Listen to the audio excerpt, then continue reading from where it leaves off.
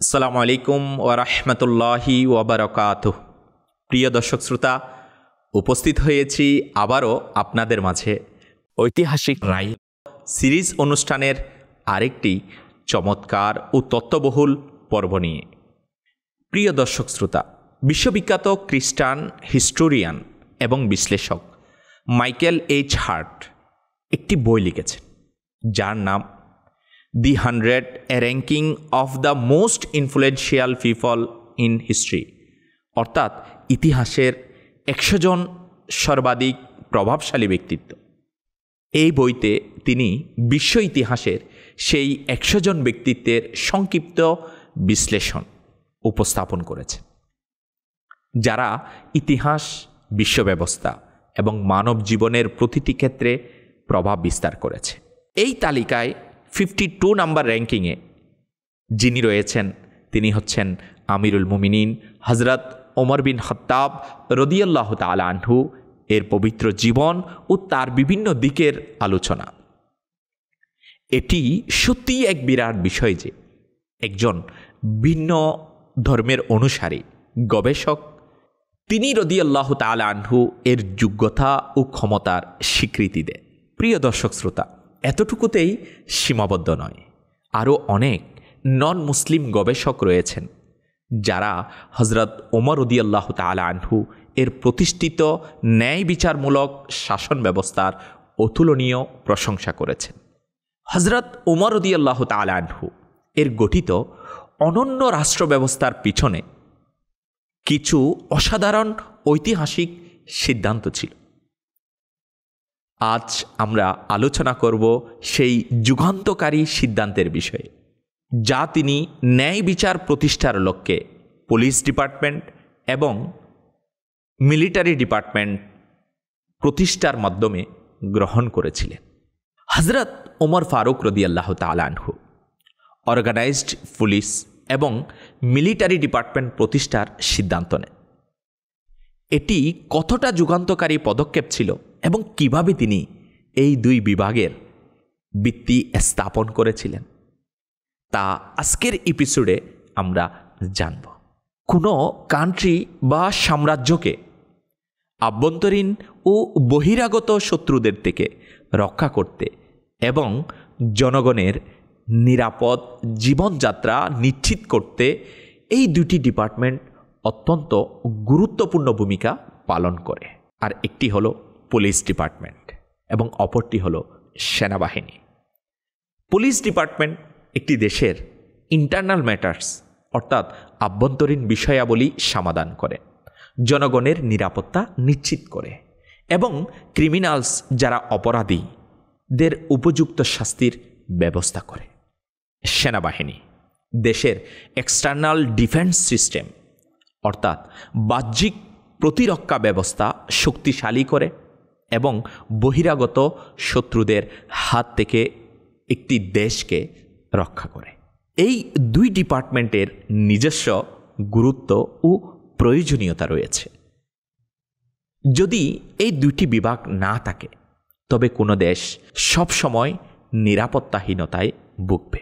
প্রিয় দর্শক শ্রোতা, এই অপরিহার্য প্রয়োজন ও গুরুত্বের কারণে খলিফায়ে সানি ইসলামী জাহানের দ্বিতীয় খলিফা আমিরুল মুমিনিন হজরত ওমর ফারুক রাদিয়াল্লাহু তাআলা আনহু তার খিলাফতের সময়কালে এই দুইটি বিভাগ প্রতিষ্ঠার ঐতিহাসিক সিদ্ধান্ত গ্রহণ করেছিলেন।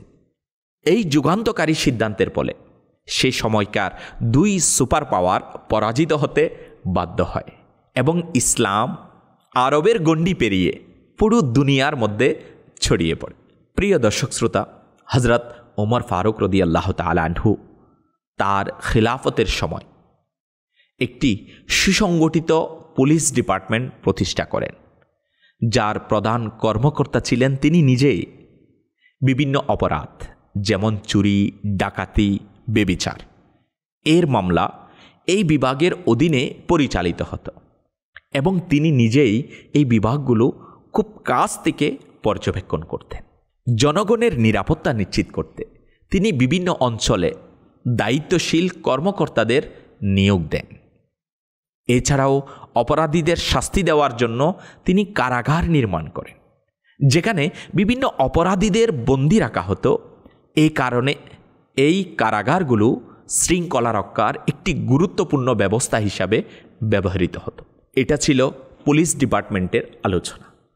এবার চলুন হযরত ওমর ফারুক রাদিয়াল্লাহু তাআলা আনহুর প্রতিষ্ঠিত সেনাবাহিনীর কথা বলি।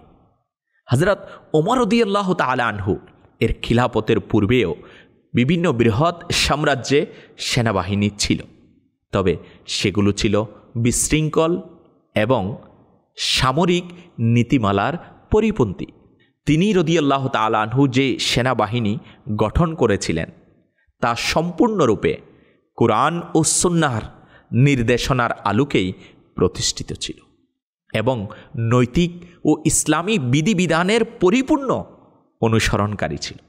তিনি রাদিয়াল্লাহু তাআলা আনহু নিজেই সেনাবাহিনীর প্রতিটি বিষয়ে সম্পৃক্ত হয়ে একে সুসংগঠিত এবং শৃঙ্খলাবদ্ধ করেন এবং তার কার্যক্রমকে অত্যন্ত সুবিন্যস্ত এবং কার্যকর ভূমিকা পালন করে। প্রিয় দর্শক শ্রোতা, হযরত ওমর ফারুক রাদিয়াল্লাহু তাআলা আনহু এর যুগে সেনাবাহিনীকে দুই ভাগে বিভক্ত করা হয়েছিল। নাম্বার 1, সামনের সারির সেনাবাহিনী, যারা সর্বদা শত্রুর মোকাবেলায় প্রস্তুত থাকত। নাম্বার 2, রিজার্ভ বাহিনী অর্থাৎ রিজার্ভ ফোর্স, যাদেরকে বিভিন্ন এলাকায় পাঠানোর পরিবর্তে মদিনাতুল মুনাওয়ারা জাদাহাল্লাহু শারাফা ওয়া তাযীমাতেই রাখা হতো। তাদের শুধুমাত্র প্রয়োজনের সময় ডাকা হতো। সেনাবাহিনী 2 স্তরে বিন্যস্ত ছিল। নাম্বার 1, সাধারণ সৈন্য। Number 2, commander. এদের মধ্যে অনেক বৃহৎ মর্যাদার সাহাবায়ে কেরাম আলাইহিমুর রিদওয়ানগণ ছিলেন, যারা হযরত ওমর রাদিয়াল্লাহু তাআলা আনহু এর কাছ থেকে বিশেষ দায়িত্ব পেতেন। এরা ছিলেন অত্যন্ত অভিজ্ঞ সাহাবী, যারা সরাসরি নবী পাক সাহিবে লাউলাক সাল্লাল্লাহু তাআলা আলাইহি ওয়া আলিহি ওয়াসাল্লামের সাথে জিহাদে অংশগ্রহণ করেছিলেন এবং তার সান্নিধ্যে থেকে সরাসরি শিক্ষা ও অনুপ্রেরণা লাভ করেছেন। এরা ছিলেন শাসন ব্যবস্থা প্রতিষ্ঠার মূল চালিকা শক্তি, আর সাধারণ সৈন্যরা ছিলেন সেই শাসন ব্যবস্থা প্রতিষ্ঠার পথ সুগম করার জন্য। হযরত ওমর রাদিয়াল্লাহু তাআলা আনহু তার খেলাফতের সময় সৈন্যদের সঠিক হিসাব রাখতে একটি রেজিস্টার তৈরি করেছিলেন, যেখানে সমস্ত সেনার বিস্তারিত তথ্য সংরক্ষণ করা হতো। এটা ছিল একটি প্রশাসনিক দৃষ্টান্ত, যা পরবর্তী যুগের শাসকদের জন্য এক আদর্শ হয়ে উঠেছিল। প্রিয় দর্শক শ্রোতা, হযরত আবু হুরায়রা রাদিয়াল্লাহু তাআলা আনহু যখন বাহরাইন থেকে বিপুল পরিমাণ গনিমতের মাল, যুদ্ধলব্ধ সম্পদ নিয়ে মদিনাতুল মুনাওয়ারা জাদাহাল্লাহু শারাফা ওয়া তাযীমাতে উপস্থিত হন, তখন হযরত ফারুক আজম রাদিয়াল্লাহু তাআলা আনহু সাহাবায়ে কেরামের সাথে পরামর্শ করে সৈন্যদের তালিকা সংরক্ষণ করেন এবং একটি রেজিস্টার তৈরির আদেশ দেন। এই রেজিস্টারে সমস্ত সেনাদের নাম, দায়িত্ব এবং অন্যান্য বিস্তারিত বিবরণ সংরক্ষিত থাকত, যাতে প্রশাসন সুসংগঠিতভাবে পরিচালিত হতে পারে। হযরত ওমর রাদিয়াল্লাহু তাআলা আনহু অধীনস্থ অঞ্চলগুলোর সুশাসনের জন্য সেখানে সেনাবাহিনীর নির্দিষ্ট একটি অংশ মোতায়েন করতেন, যারা ওই অঞ্চলের প্রশাসনিক ব্যবস্থাপনা এর এবং নিরাপত্তার দায়িত্ব পালন করত।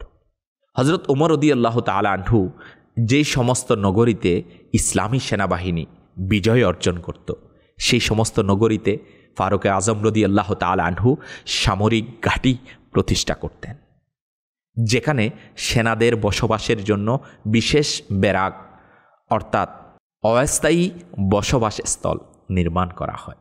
সেনাবাহিনী যেন সদা সর্বদা যুদ্ধের প্রস্তুতি বজায় রাখতে পারে, তার জন্য তিনি ঘোড়ার জন্য বিশেষ ঘোড়াশালা নির্মাণ করেন, যেখানে কমপক্ষে 4000 ঘোড়া সম্পূর্ণ সহায় সম্পদ ও অস্ত্রসহ সদা প্রস্তুত থাকত। এই অসাধারণ সামরিক ব্যবস্থার মূল উদ্দেশ্য ছিল তাৎক্ষণিক প্রতিরক্ষা ও আক্রমণের শক্তিশালী ব্যবস্থা ফারুক আজম রাদিয়াল্লাহু তাআলা আনহু গ্রহণ করেছিলেন। এই অসাধারণ সামরিক ব্যবস্থার মূল উদ্দেশ্য ছিল যদি শত্রুপক্ষ হঠাৎ আক্রমণ করে বসে বা প্রতিরক্ষার প্রয়োজন হয়, তাহলে খুব অল্প সময়ে ৩৪,০০০ এর বেশি সৈন্য যুদ্ধের জন্য খুব দ্রুত প্রস্তুত হয়ে যেতে পারে। প্রিয় দর্শক শ্রোতা, হযরত ফারুক আজম রাদিয়াল্লাহু তাআলা আনহু ভালোভাবেই জানতেন যে যুদ্ধ শুধুমাত্র অস্ত্রের মাধ্যমে জয় করা সম্ভব নয়, বরং নির্দিষ্ট যুদ্ধ কৌশল গ্রহণ করাও অত্যন্ত জরুরি। যুদ্ধের সাফল্য অনেকাংশে সেনাপতির দক্ষতার উপরও নির্ভরশীল। যদি সেনাপতি যুদ্ধ কৌশলে পারদর্শী হন, তবে তিনি সংখ্যায় কম সৈন্য নিয়েও বিশাল বাহিনীর বিরুদ্ধে সফলতা অর্জন করতে পারেন।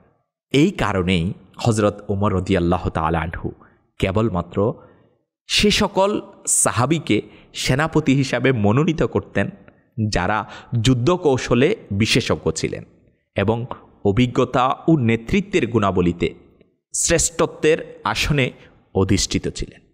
ফারুক আজম রাদিয়াল্লাহু তাআলা আনহু শুধু এতটুকুতেই সীমাবদ্ধ ছিলেন না, বরং তার সেনাবাহিনীর সৈনিকদের জন্য বেতন ও জীবিকার ব্যবস্থাও করেছিলেন।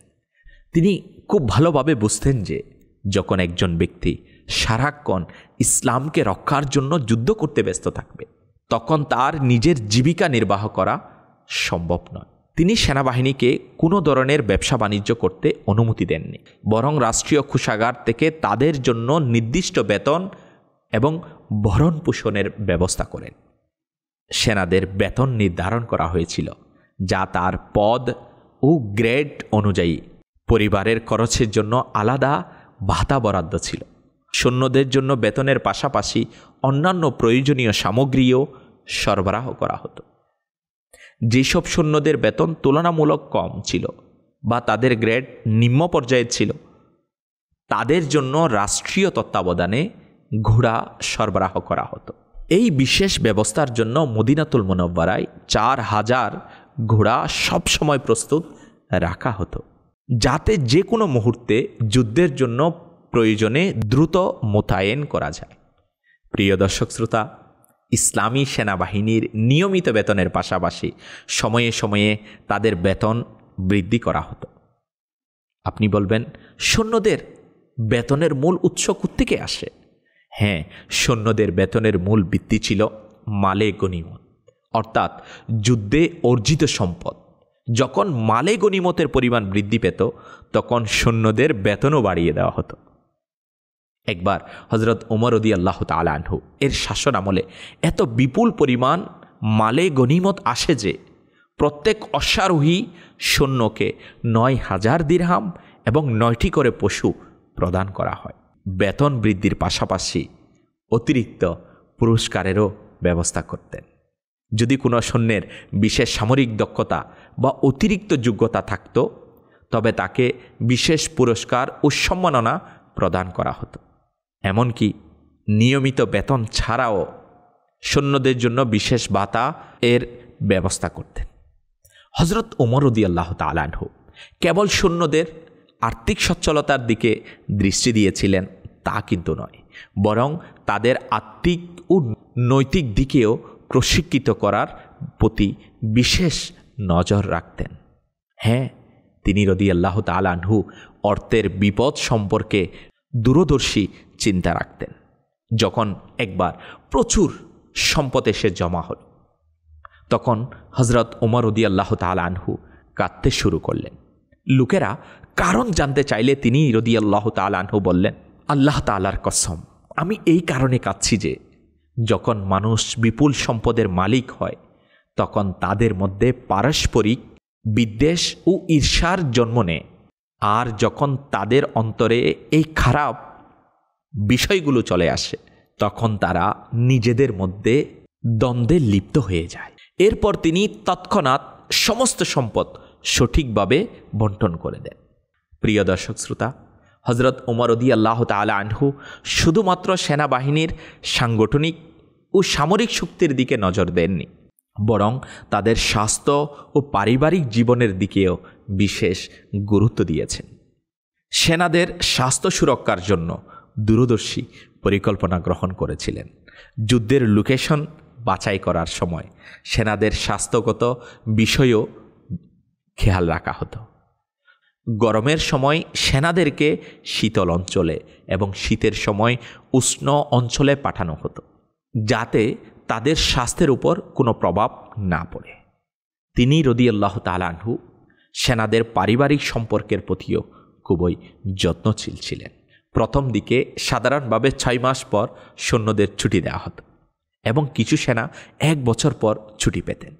একদিন একজন নারী রাতের নিস্তব্ধতায় স্বামীর বিরহে বিষণ্ণ মনে করুণ সুরে কবিতা পাঠ করছিলেন, যা হযরত ওমর রাদিয়াল্লাহু তাআলা আনহু শুনতে পান। কারণ জানতে চাইলে তিনি জানতে পারেন যে তার স্বামী দীর্ঘদিন বাড়ি ফিরতে পারেননি। এই ঘটনার পর তিনি তাৎক্ষণিকভাবে আদেশ জারি করেন যে কোনো সৈন্য 4 মাসের বেশি পরিবার থেকে দূরে থাকতে পারবে না। এই সিদ্ধান্তগুলোর প্রভাবে মুসলিম সেনাদের শারীরিক ও মানসিক শক্তি বৃদ্ধি পায়। শত্রুরা মুসলিম বাহিনীর বীরত্ব ও সুশৃঙ্খল নীতির কারণে আরও বেশি পরিমাণে ভীত হয়ে পড়ে। ইসলামের সীমানা বিস্তারে এটি একটি গুরুত্বপূর্ণ ভূমিকা রাখে। প্রিয় দর্শক শ্রোতা, এই ঐতিহাসিক সিদ্ধান্তের আলোচনার মাধ্যমে আজকের পর্বটি এখানেই সমাপ্ত করছি। ইনশাআল্লাহুল করিম আগামী পর্বে আমরা হযরত ওমর রাদিয়াল্লাহু তাআলা আনহু এর আরেকটি যুগান্তকারী ঐতিহাসিক সিদ্ধান্ত নিয়ে আলোচনা করব। আসসালামু আলাইকুম ওয়া রাহমাতুল্লাহি ওয়া বারাকাতুহু। সাল্লু আলাল হাবিব সাল্লাল্লাহু তাআলা আলা মুহাম্মদ সাল্লাল্লাহু তাআলা আলাইহি ওয়া আলিহি ওয়াসাল্লাম।